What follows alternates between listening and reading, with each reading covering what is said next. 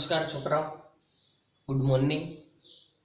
આજના લેક્ચરની અંદર આપણે સ્વાધ્યાય 4.5 ના ત્રીજા અને ચોથા દાખલાની ચર્ચા કરવાની છે।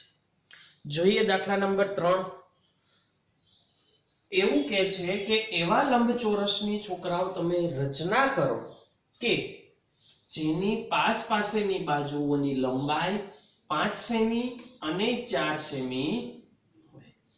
આવા આપણે લંબચોરસની રચના કરવાની છે। આપણે આગળ પણ લંબચોરસની રચનાઓ કરી છે લેક્ચરની અંદર। બહુ એટલે બહુ સહેલી રચના છે। સૌપ્રથમ કાચી આકૃતિ દોરીશું, કાચી આકૃતિના આધારે પાકી આકૃતિ દોરી અને જે દોરીશું તેને રચનાના મુદ્દા સ્વરૂપે લખીશું। સૌપ્રથમ દોરીએ કાચી આકૃતિ। લંબચોરસ છે તો આપણે લંબચોરસની કાચી આકૃતિ દોરીએ। આ છે તે આપણા લંબચોરસની કાચી આકૃતિ છે। નામ અહીંયા આપણને કઈ આપેલા છે તો આપણે નામ આપી દઈએ A, B, C અને D। નામ આપ્યા પછી માપ આપેલા છે કે જેની પાસેની બે બાજુની લંબાઈ 5 સેમી અને 4 સેમી આપી છે। એક બાજુની લંબાઈ 5 સેમી છે અને બીજી બાજુની લંબાઈ 4 સેમી છે। હવે છોકરાઓ તમે જેમ બધા જાણો છો તેમ કે લંબચોરસની અંદર સામસામેની બાજુઓના માપ સરખા હોય છે અને બીજું કે એના દરેક ખૂણા છે તે કાટખૂણા હોય છે। તો આ બાજુનું માપ AB નું 5 છે તો CD નું પણ 5 સેમી થશે। B થી C નું 4 સેમી છે તો AD નું પણ માપ છે તે છોકરાઓ 4 સેમી થશે। આ માપના જે છે તે આપણે લંબચોરસની રચના કરવાની છે। આ લંબચોરસના દરેક ખૂણા છે તે કાટખૂણા 90 અંશના હશે। રચનાની શરૂઆત કરીએ। સૌપ્રથમ પાયો તળિયું જે કયો તે A થી B બિલ્ડિંગ ચણવી હોય તો પાયો કરીને એના ઉપર આખું ઊભું કરવું પડે। તેમ અહીંયા આપણે A થી B દોરીને એના ઉપર આખા લંબચોરસની રચના કરીશું। 5 સેમી લંબાઈનો સૌપ્રથમ AB દોરીએ। સ્કેલ લઈ 5 સેન્ટીમીટરનું માપ લ્યો અને AB ની જે છે તે 5 સેમી માપના AB ની રચના કરો। નામ આપવાનું છે A થી B। માપ છે 5 સેન્ટીમીટર। એને આપણે મુદ્દા સ્વરૂપે લખીએ। પહેલો મુદ્દો 5 સેમી લંબાઈના રેખાખંડ AB, AB ની રચના કરો। રચના AB ની છે તે આપણે કરીએ। હવે તો આપણે A અથવા B કોઈ પણ એક બિંદુએ 90 અંશના ખૂણાની રચના કરવી પડશે। હું બિંદુ A આગળ 90 અંશના ખૂણાની રચના કરું છું। આપણે છોકરાઓ 90 અંશના ખૂણાની ઘણી બધી રચનાઓ કરી છે। ઘણી બધી રચનાઓમાં 90 અંશના ખૂણાની રચના કરી છે। અહીંયા આપણે બિંદુ A આગળ 90 અંશના ખૂણાની રચના કરવાની છે। કેવી રીતના થશે તો પરિકર ઉપર તમને યોગ્ય લાગે તેટલું અનુકૂળ ત્રિજ્યા લેવાની છે। આ તમે જે માપ લ્યો છો એને કહેવાય ત્રિજ્યા લીધી। અનુકૂળ ત્રિજ્યા લઈ અને બિંદુ એને કેન્દ્ર લઈ અને આપણે વર્તુળની જે ચાપ છે તે ચાપ મારવાની છે। મારીએ। બિંદુ એને કેન્દ્ર લઈ અનુકૂળ ત્રિજ્યાની વર્તુળની ચાપ મારો।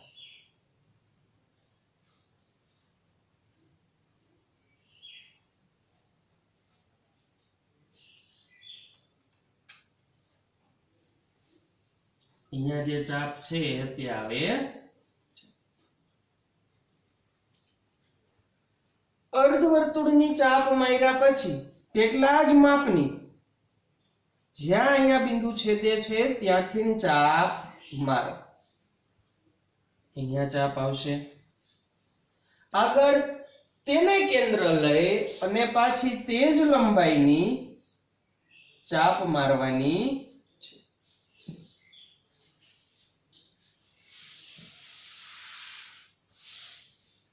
જ્યાં ચાપ મળશે તે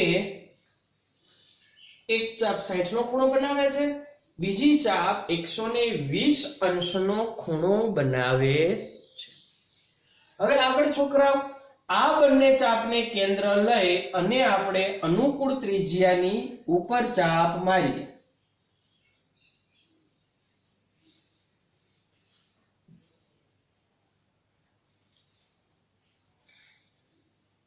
બંનેને સરખા માપમાં વારાફરતી કેન્દ્ર લેવાના છે.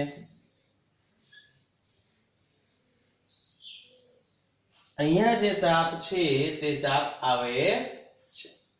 અહીંયા જે ખૂણાની રચના થશે તે 90 અંશના ખૂણાની રચના થશે. તેને જોડી અને એક કિરણની રચના કરીએ.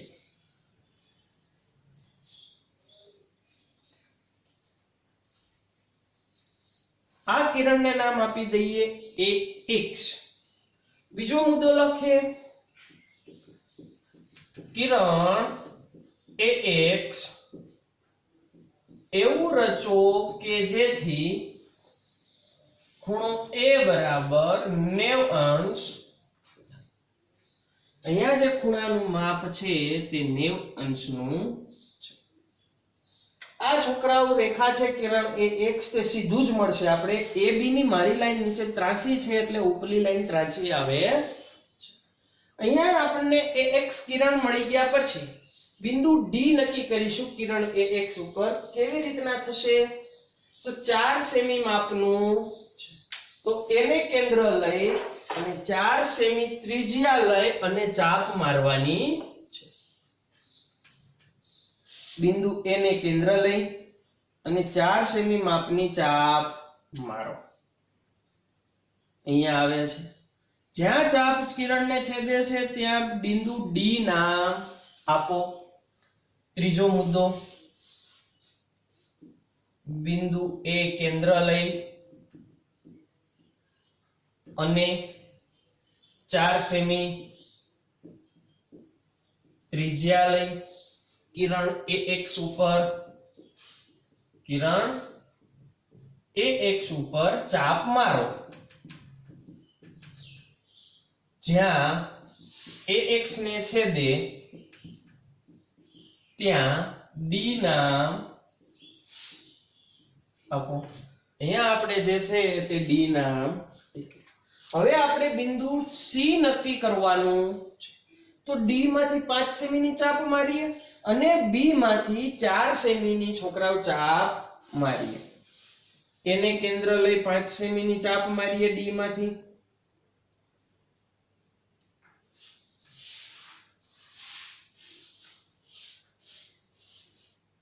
તથા બિંદુ B ને કેન્દ્ર લઈ અને 4 સેમી લંબાઈની ચાપ મારીએ.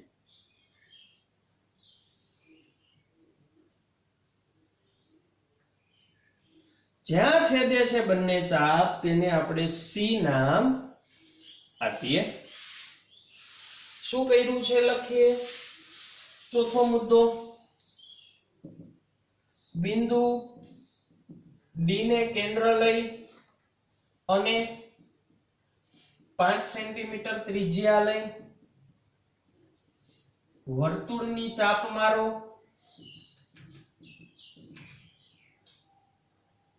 પાંચમો મુદ્દો, બિંદુ B ને કેન્દ્ર લઈ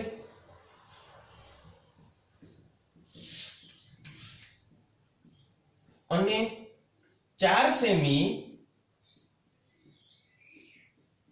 ત્રિજ્યા લઈ વર્તુળની ચાપ જે અગાઉની ચાપને છેદે ત્યાં C નામ આપો. જ્યાં બંને ચાપ છેદે છે ત્યાં C નામ આપવાનું છે. હવે BC અને CD જોડો. છઠ્ઠો મુદ્દો, BC અને CD જોડો. ચાલો જોડી દઈએ બી થી સી અને સી થી ડી.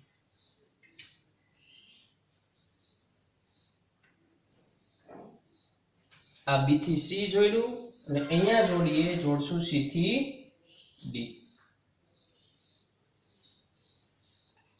આ છે તે સી થી ડી જોડાઈ ગયું છે. આ પણ 5 સેમી માપ હશે, આ 4 સેમી અને આ 4 સેમી માપ ધરાવતો હોય તેવા લંબચોરસની આપણે રચના કરી. 7મો મુદ્દો લખીએ. આમ આપેલ માપનું ચતુષ્કોણ ABCD અથવા તો લંબચોરસ ABCD તૈયાર છે.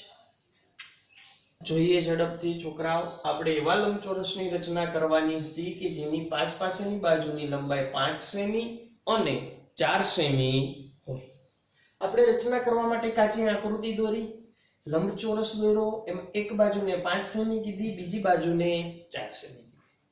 જેમ આપણે જાણીએ છીએ તેમ કે લંબચોરસમાં સામસામેની બાજુના માપ સરખા હોય અને દરેક ખૂણા છે તે કાટખૂણા હોય. તેને આધારે સૌપ્રથમ 5 સેમી લંબાઈનો રેખાખંડ AB દોર્યો. બિંદુ A આગળ એક એવું કિરણ રચ્યું કે જેથી ખૂણો A છે તે 90 અંશનો થાય.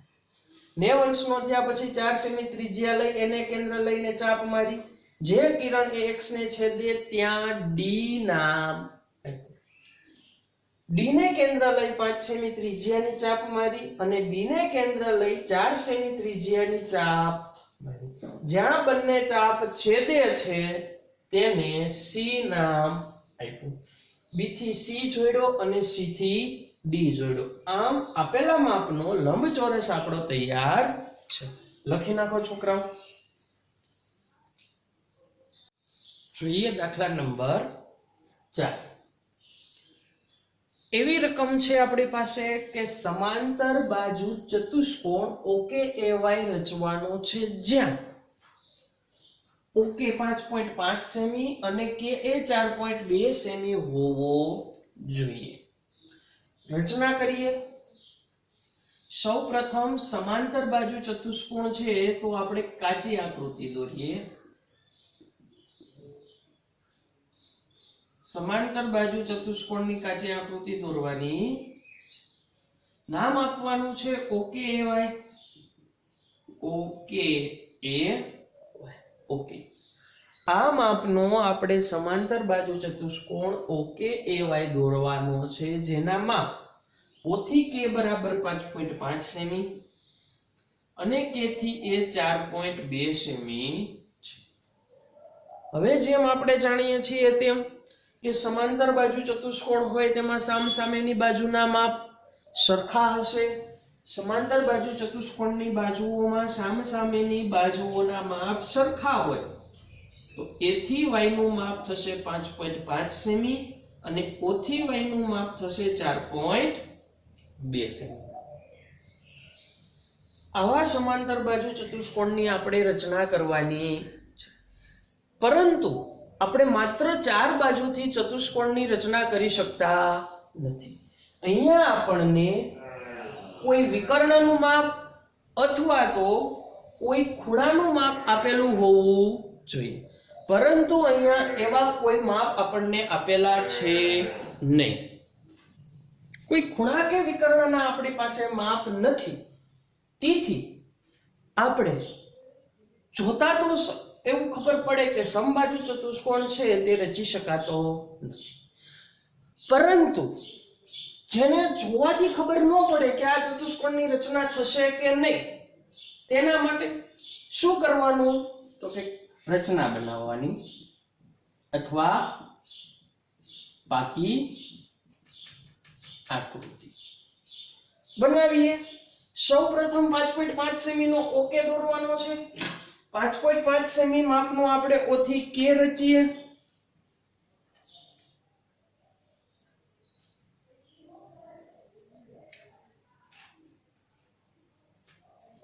નામ આપી દઈએ OK.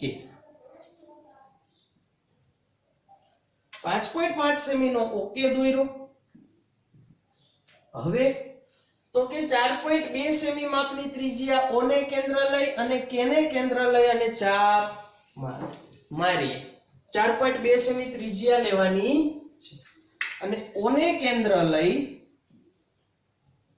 અને ચાપ મારવાની છે. તેવી જ રીતે K ને કેન્દ્ર લઈ અને ચાપ મારવાની છે.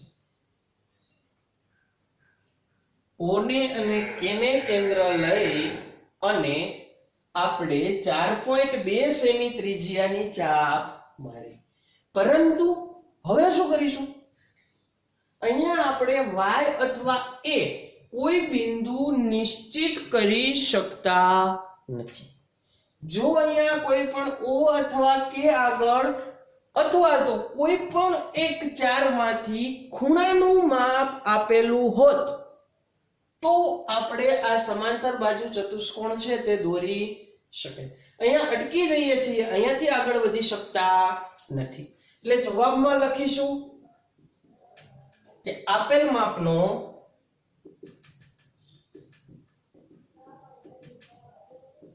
સમાંતર બાજુ ચતુષ્કોણ રચી શકતા નથી.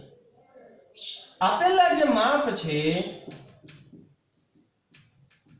તે પૂરતા નથી. તો ક્યારે માપ છે તે પૂરતા થશે જેનાથી ચતુષ્કોણ રચી શકાય? તો કે જો આપેલા સમલંબ સમાંતર બાજુ ચતુષ્કોણમાં કોઈ એક ખૂણાનું માપ આપ્યું હોત, જો આપેલ ચતુષ્કોણમાં કોઈ એક ખૂણાનું માપ આપેલ હોત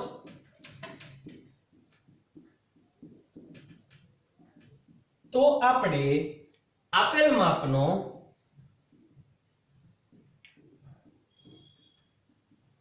ચતુષ્કોણ રચી શકે. બીજું પૂછ્યું છે કે જો આ ચતુષ્કોણ બને છે સમાંતર બાજુ તો શું આ અનન્ય છે? અનન્યનો અર્થ છોકરાઓ એવો થશે કે એક અને માત્ર એક આ બાજુઓના માપવાળો બીજો કોઈ ચતુષ્કોણ દોરી ન શકાય એવું છે. જો બીજો ન દોરી શકાય તો આ અનન્ય થાય, નહીતર અનન્ય થશે નહીં. તો લખીએ ના. આપેલ માપનો સમાંતર બાજુ ચતુષ્કોણ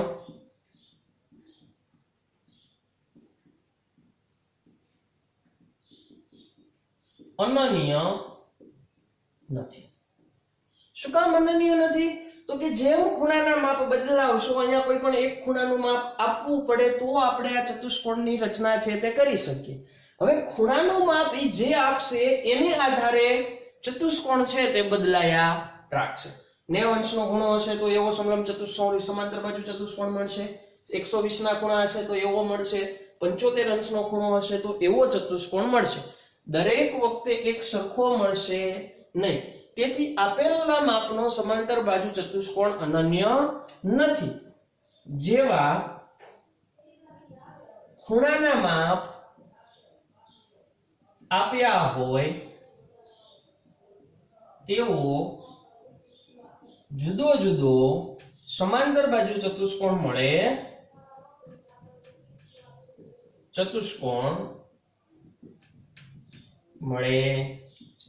આથી આપેલ ચતુષ્કોણ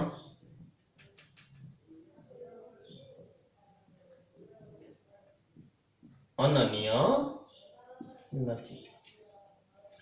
આથી આપેલો ચતુષ્કોણ છે તે અનન્ય નથી. જો અહીંયા ખૂણાનું માપ આપ્યું હોત તો આપણે આ ચતુષ્કોણ કેવી રીતના દોરી શકીએ તો જોઈએ. ખૂણાનું માપ હવે હું લઈ લઉં છું ધારીને કે ખૂણો O છે બરાબર 60 અંશ લીધું. તો 60 અંશ જો આપ્યું હોત તો આ આકૃતિ કેવી બને? તો કે O બિંદુ આગળ આપણે 60 અંશના ખૂણાની સૌપ્રથમ રચના કરીએ. વર્તુળની જે ચાપ છે તે વર્તુળની ચાપ મારે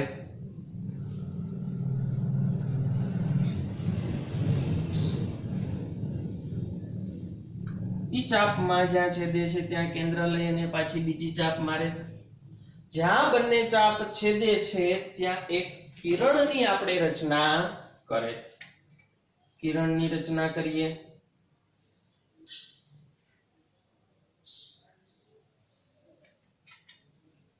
અને નામ આપી દઈએ OX. હવે OX ઉપર 4.2 સેમી નું બિંદુ Y નક્કી કરવાનું છે. તો પરિકર ઉપર 4.2 સેમી માપ લઈ અને પાછી શું કરે તો વર્તુળની ચાપ મારે. આ વર્તુળની ચાપ મારી. જ્યાં કિરણ ચાપને છેદે છે ત્યાં Y નામ આપીએ. હવે શું કરીશું તો K ને કેન્દ્ર લઈ 4.2 ની ચાપ મારવાની છે, મારી દઈએ.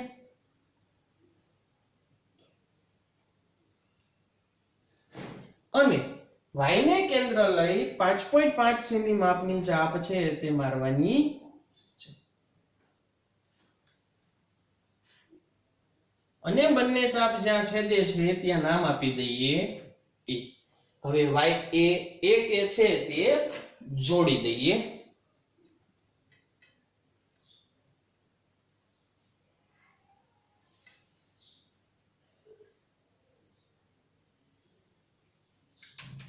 જો મને અહીંયા 60 અંશના ખૂણાનું માપ આપ્યું હોત તો આવા પ્રકારના સમાંતર બાજુ ચતુષ્કોણની રચના થાય, જેમાં આ 5.5 સેમી હોત, આ 4.2 સેમી અને આ બાજુ પણ 4.2 સેમી. પરંતુ અહીંયા માપ પૂરતા આપેલા છે નહીં, તેથી આપેલ માપનો સમબાજુ ચતુષ્કોણ આપણે રચી શકતા નથી. આપેલા માપ છે એ યોગ્ય અથવા તો પૂરતા છે. જો આપેલ ચતુષ્કોણમાં કોઈ એક ખૂણાનું માપ આપ્યું હોત તો આપણે ચતુષ્કોણ છે એ આપેલા માપનો રચી શકે. પછી એવું પૂછ્યું છે કે ચતુષ્કોણ તમે રચો છો તો શું આ અનન્ય છે? અનન્ય એટલે એક અને માત્ર એક જ ચતુષ્કોણ આવો રચાશે? તો કે ના, આપેલા માપનો સમાંતર બાજુ ચતુષ્કોણ અનન્ય નથી. શું કામ? તો કે જે તમે ખૂણાનું માપ લ્યો છો તે જેમ જુદું જુદું માપ લેશો તેમ સમાંતર બાજુ ચતુષ્કોણ છે તે તમને જુદા જુદા આકારનો જુદો જુદો મળશે. અહીંયા 90 નો ખૂણો લીધો હોત તો અહીંયા સીધી રેખા, અને અહીંયા સીધી રેખા. 120 નો લીધો હોત તો જે રેખા છે બંને બાજુ કેવો થઈ જાત? પહોળો. આમ જુદા જુદા ખૂણા માટે જુદા જુદા માપનો સમાંતર બાજુ ચતુષ્કોણ છે તે મળે છે. આથી એવું કહી શકાય કે કોઈ પણ ચતુષ્કોણ અનન્ય હોતા નથી. જેમ માપ બદલાતા હોય તેમ ચતુષ્કોણ છે તે પણ બદલાતા હોય છે, તેના આકાર છે તે બદલાતા હોય છે. લખી નાખો.